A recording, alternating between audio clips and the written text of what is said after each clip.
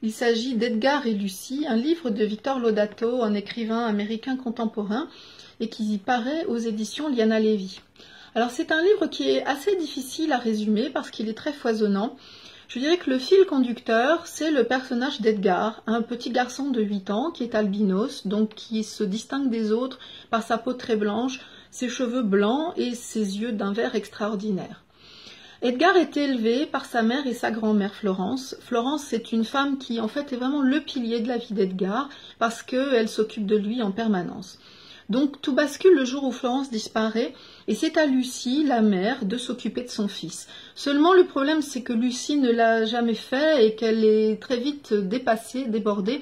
Et le gouffre entre la mère et son fils va agrandir de jour en jour, jusqu'au moment où, à force de péripéties, Edgar va se sentir totalement abandonné par sa mère et donc plongé dans la solitude. C'est à ce moment-là que se dresse sur sa route une sorte de chevalier servant qui va vouloir l'aider et qui va lui proposer donc de changer de vie. Alors Edgar va-t-il accepter de partir avec cet homme? Ça, je ne vous en dis pas plus parce qu'il faut ménager le suspense et qu'il y a à travers tout ce livre un substrat de thriller qui l'irrigue en permanence. C'est aussi un livre qui est très poétique, avec une grande finesse dans la description des personnages et qui est très très touchant.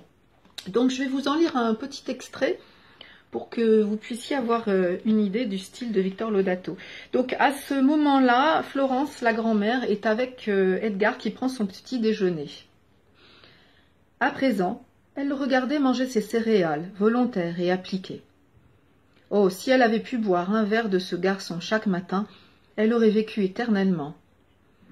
Parfois, elle songeait qu'elle l'aimait trop, d'un amour terrestre, possessif, contraire à Dieu, un amour qui ressuscitait les choses perdues.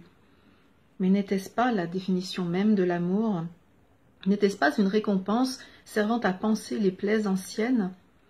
De toute manière, elle ne pouvait pas se contrôler.